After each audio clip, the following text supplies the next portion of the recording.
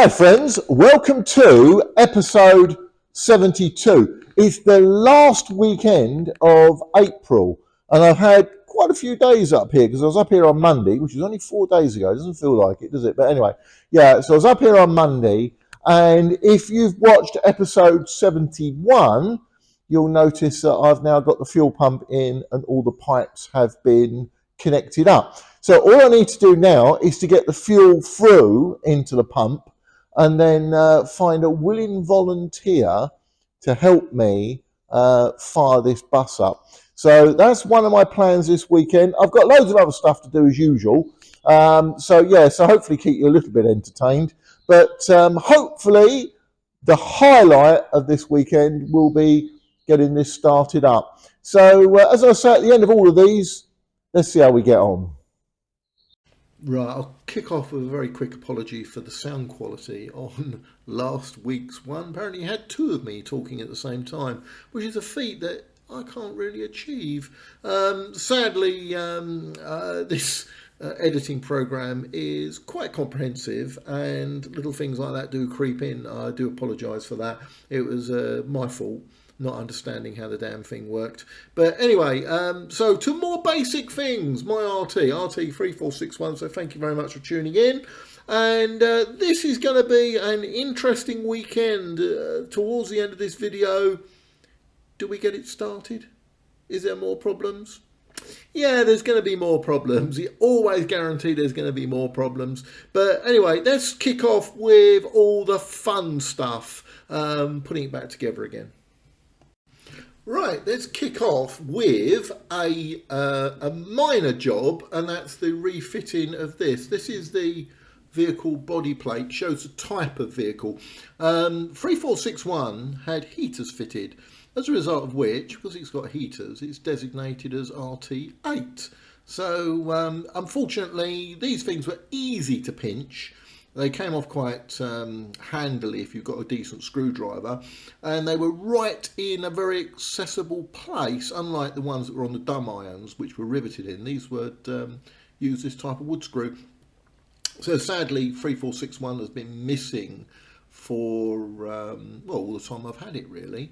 So anyway, I was really pleased that a good friend of mine was able to find me one and send it to me in the post. So thank you very much to that person. You know who you are, and I won't mention who you are because I don't want you to be inundated with everyone calling you up and saying, can I have these plates? These are very useful because a lot of, I don't blame enthusiasts in the past for collecting them, because this obviously it's come off I think it's got a bit of red on it. Yeah, you can see a little bit of red in there in the 8. So it's come off a red RT at some time. So someone's had the foresight to collect it. So thank you very much to that person as well. Anyway, right. So nice little simple job achieved. Let's move on.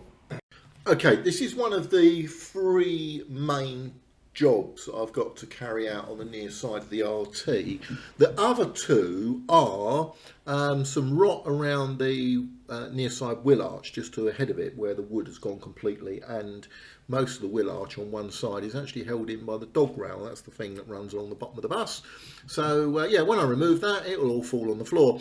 So that's an area of concern. There's also an area of concern which if you watched last week's edition, 71, an area of concern is the wood underneath one window. Everything else was fine apart from that one window, and it was really badly rotted out. So I've got the wood hopefully on the way for that, but this is perhaps a little bit more important. These are stress panels.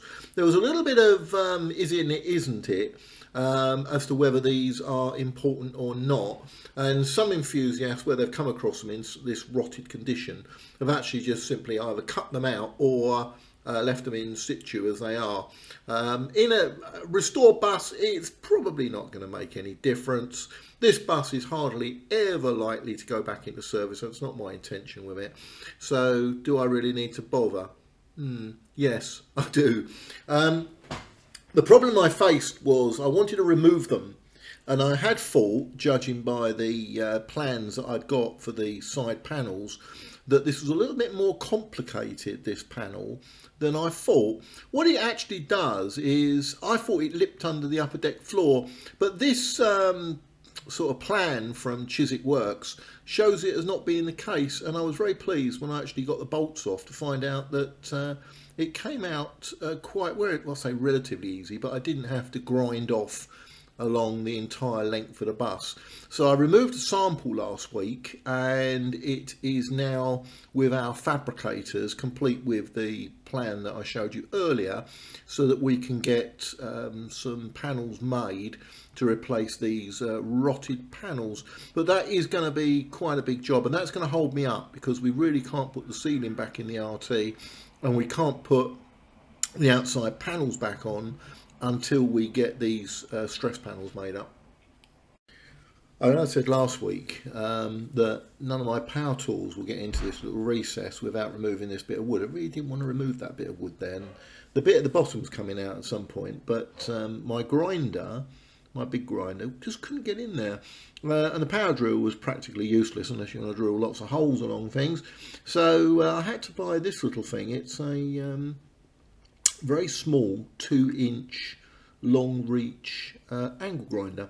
So that's what I've been using to cut out the stress panel. So I had to use this little device. It's actually quite good, but I was, as I mentioned just now, I was really pleased to find out that I didn't have to cut a seam all the way along the bus, because this little angle grinder is about as useful as painting a bus with a felt tip pen. Fantastic little thing for getting into the space where I couldn't get anything else in, but it took forever. Luckily I can speed this up, can't I? Right, so here it is, having been removed from the bus, is either side of it.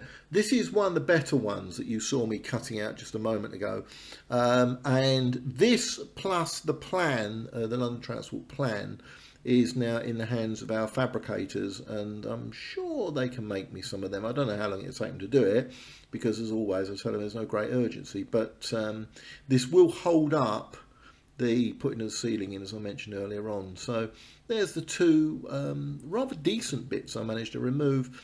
The other sort of 80% of it is completely rusted to hell, but there, right we are. So I'm sure we'll be able to move on to that in the future. Right, are you sitting comfortably? Let me introduce you to my 5-minute fuel plan.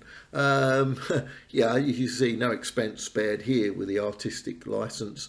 What this is, this explains the flows of fuel around an RT. An RT is different to, I don't even think RFs are like this, but an RT is certainly different to a Route Master, to a DMS, to anything else. They involve 2 fuel tanks.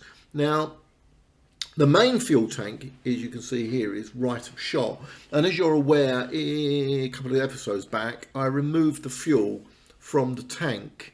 So we shouldn't have any fuel left in there now. And what happens is when there is fuel in the tank, there's a lifter pump, and it's connected to the gearbox. And when the sort of output shaft is turning on the gearbox, what happens is it turns the lifter pump, and it pumps the fuel up through a sedimenter, which is on the outside of the chassis, on the near side. It then pumps it up through a filter into the auxiliary fuel tank. Now, this is where we get involved, because first of all, just consider all the stuff from the main fuel tank to the filter as, at the moment, I want to say redundant, is that the wrong word? But it's not in use. So what I've done is I've removed the auxiliary fuel tank, found it had tons of crud in it. I've removed the filter, taken it home and washed it in the washing machine on its own, obviously. So I've managed to recover that into a fairly decent condition, but I don't want to use that at the moment. So what then happens is the fuel goes from the auxiliary fuel tank on gravity down to the fuel pump, which, as you're aware, I've now put back on the bus. And then it goes up through those very simplified lines there, up to the injectors. And as the injectors fire, they fire diesel into the cylinders, and that's what keeps the engine running. However, there is a very small amount of fuel which doesn't get used by the bus. So what it does is it then returns that through that little yellow dotted line back to the main tank. In addition, the auxiliary fuel tank has an overflow in it, and the reason for that is that when the bus is really romping along, the lifter pump pulls up more fuel than the bus needs.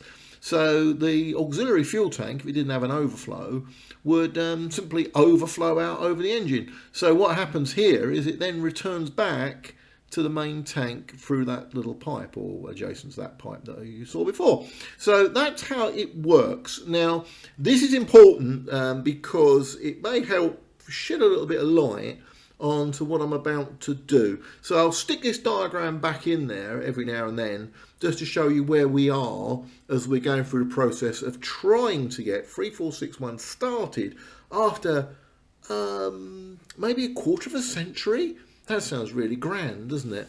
Right, let's get on with it. We're going to have to make a start by refilling the header tank. As you'll notice, the header tank is now back on the bulkhead of the bus. Right, let's just have a look at some fuel. In the left-hand corner, we have the old fuel, which is an interesting colour. Now, at first when I took it out, I thought maybe it's picked up some of the rusty colour from inside the tank or something like that.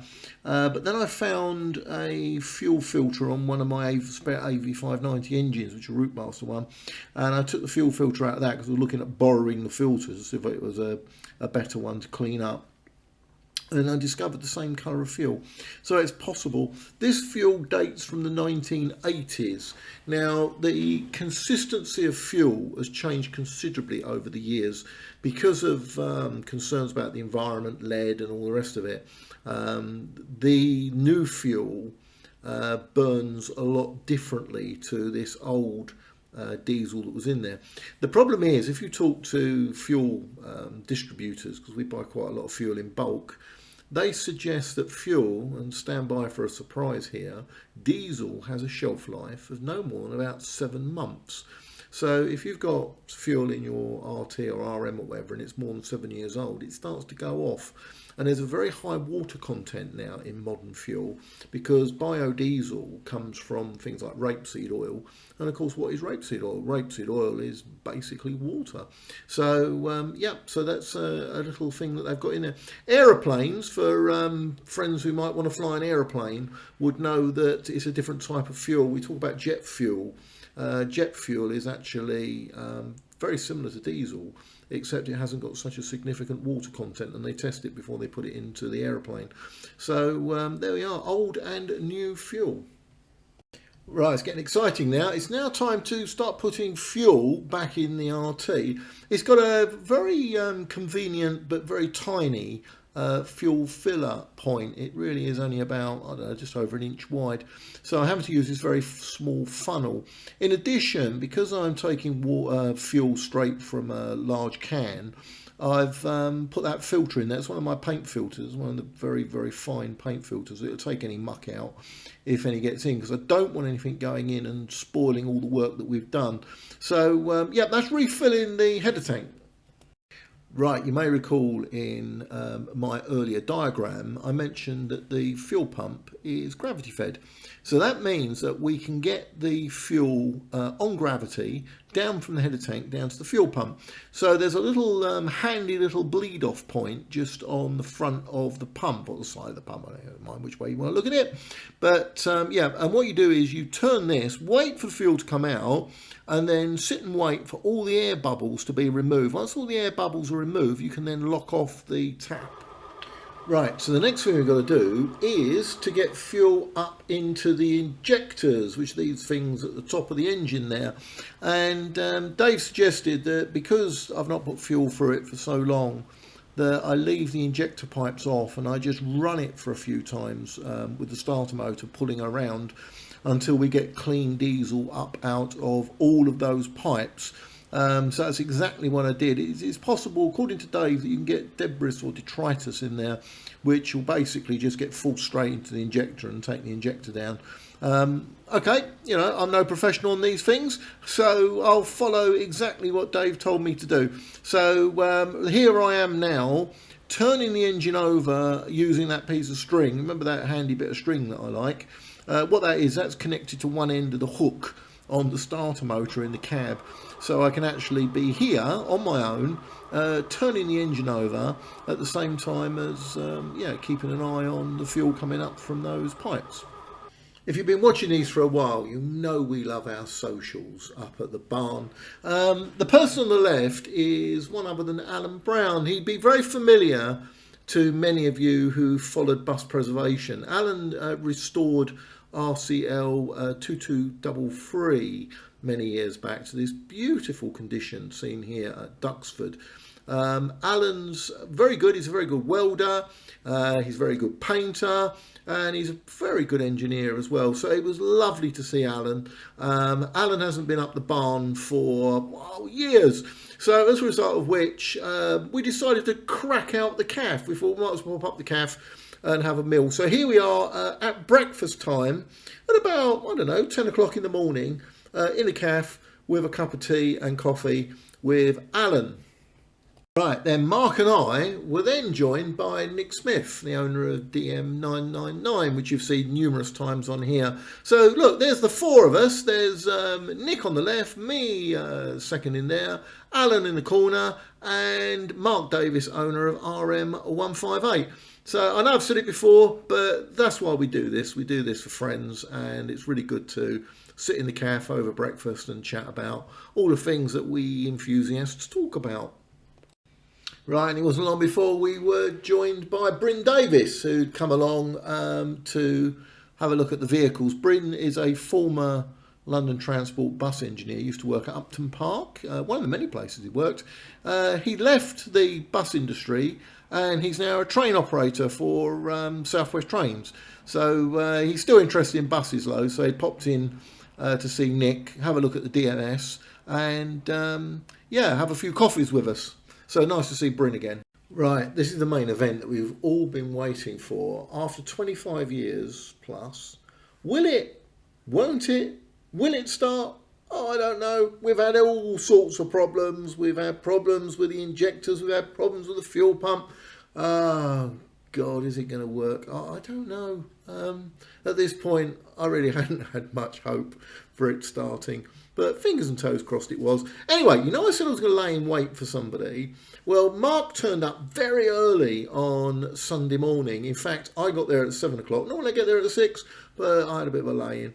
And I got there at 7, and he'd already got to the barn. He took his route master out down the road and bought some sandwiches, some hot bacon or sausage sandwiches or whatever.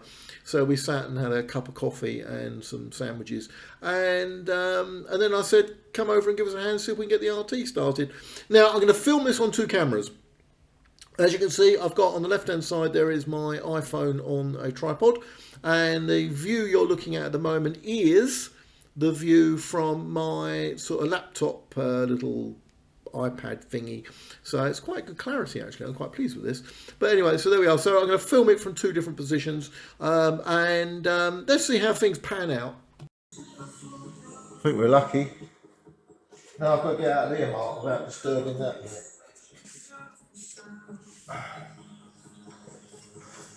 Do you want to climb in the cab?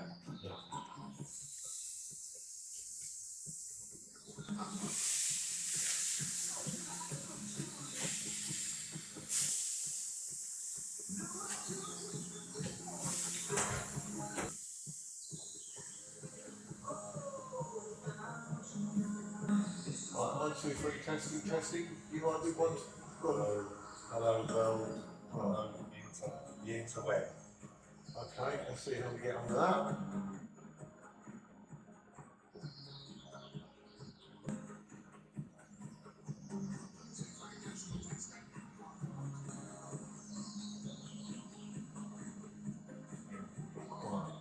There's a microphone on there, Mark. Oh, yeah. Is there a green light on there? Let's see button. Right, okay, do that. Do most of it. Hey?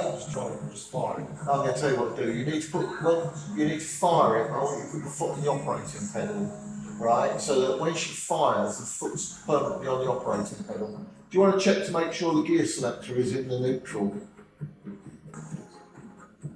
1, 2, 3, testing. Go on, Mark. So 1, 2, 3, testing. Good afternoon. Hello. Good evening. Oh, it's not easy yet. We haven't been in the cab 5 minutes. Right, let's try that.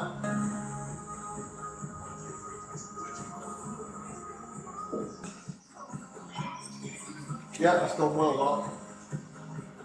That's gone well, mate. You okay?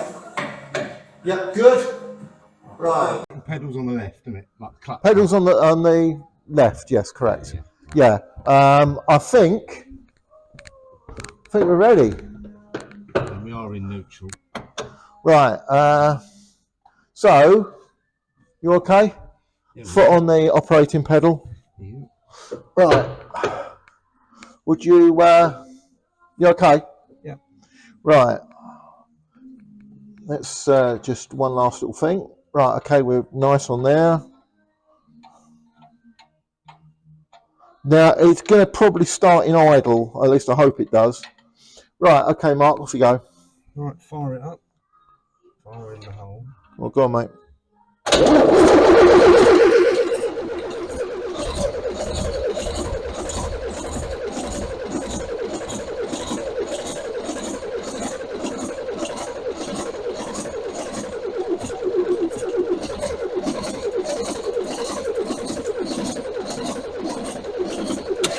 Stop there. We're getting fuel up. Yeah. I'll keep my foot on the pedal. Operates pedal. Is that right? Or- Yeah, it should be. When she fires, that's essential. Yeah. We've got fuel on this one, mate. Huh. Well, they put a bloody dribble pipe in the way, didn't they? Right, okay, so confident about that.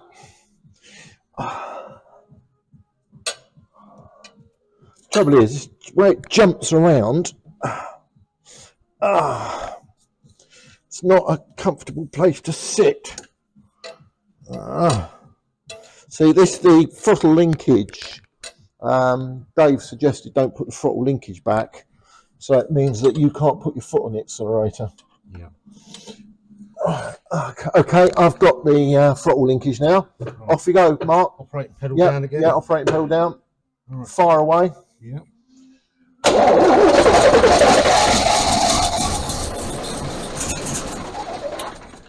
Okay. Get in there. Yeah, indeed. I've got a bit of a blow at the back here. Oh, I see this. It's a bit. It's come off. Where the f have you gone? What, the string? No, there's a bolt in the exhaust. I think it's gone down here.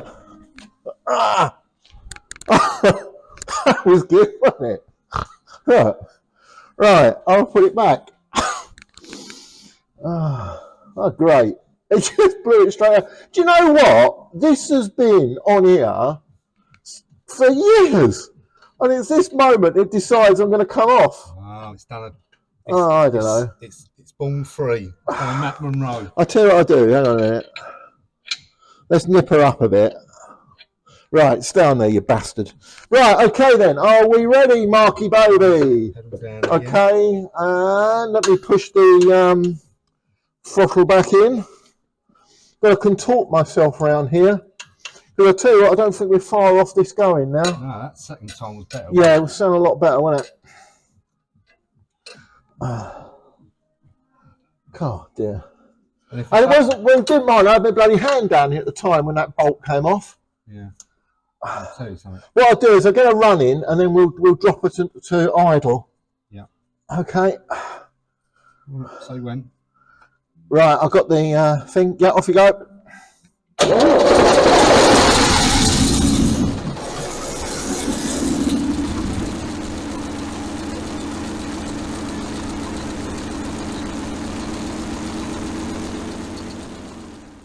Right, the feeling of euphoria of getting that started was taken up by worrying about frazzling my right arm because it was very close to the exhaust and it was getting fairly warm. You'll notice there's a little bit of smoke coming up. That is nothing, that's not coming out the engine. What it is diesel that's sprayed onto the exhaust and it's now burning its way off. What you can't see in that shot, or either shot, is the injector that I'm currently locking off is shooting diesel up my right arm, so I was covered pretty much so with this diesel.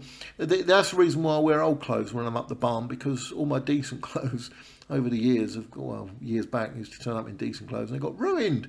Anyway, the other thing that I was going to be a bit worried about, and I'll run this in parallel, was that she was getting oil up onto the valves.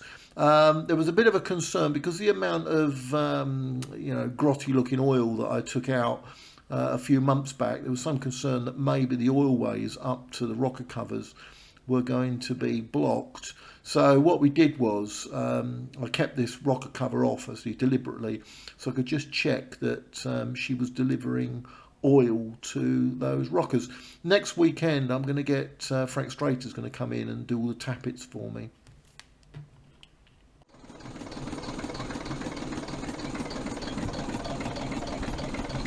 Keep that foot on the pedal, yeah?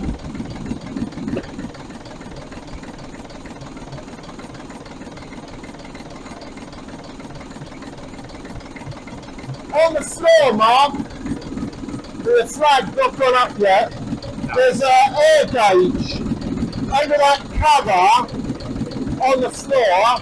There's an air gauge. Just have a look to see what the air's doing to me, mate, yeah? On the floor, there's a plate.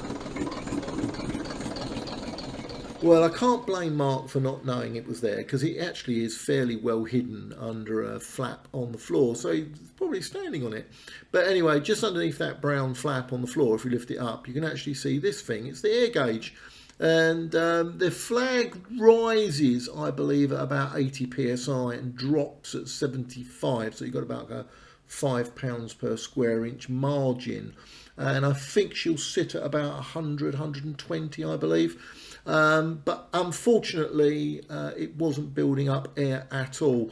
That was not a surprise. I kind of expected that we were going to have a little bit of a problem with this. There were two things that I really wanted to check once we got the engine running, other than the fuel that we discussed earlier on. And that was the situation with the charging. Is she going to charge? Well, no, I'm not sure we can actually work that out at the moment. And the air, and of course the air is clearly not charging or building up. And it could be, you know, one of three things. It could be the diverter valve, which is on the side of the tank, releasing into atmosphere. It could be that the compressor itself has failed, although I hope not. Or maybe, and this apparently is the most common fault, the gearbox seal fails. I've managed to get it tightened off now, that one that was spraying diesel everywhere. So anyway, yeah, it probably is, and I hope it is, the gearbox seal, which is the most common fault for these RTs. But anyway, it was about time for Mark and I to leg it out of the shed and leave the engine running, because it's filling up with smoke.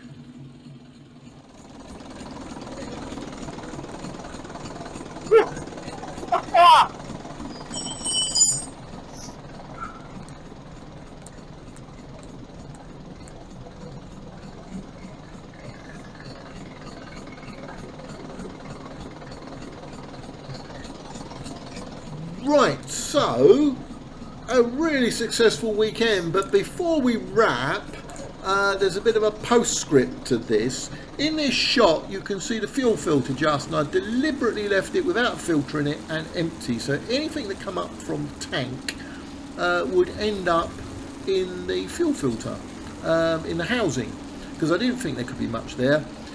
So at the advice of Dave, who'd rebuilt that pump, he said leave it running for about 20 minutes and yeah, and then switch it off. So we decided 20 minutes is a good time to go and have a cup of coffee, so we disappeared out, sat on the chair outside looking across the fields while you could hear this clucking away in the barn. And when we come back, there was fuel cascading all over the floor, and I thought, oh no.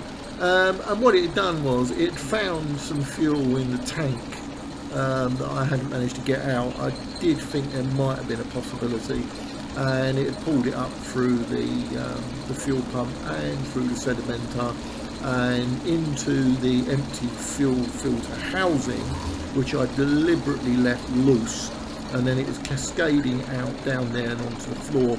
So yeah, a whole, well, it's not a whole, but quite a large amount of fuel on the floor. Don't have to clean the floor up again. But anyway, I'm happy with these little things. It's running, not building up air, not getting any gears. Don't think it's charging, but they're little jobs for some other day.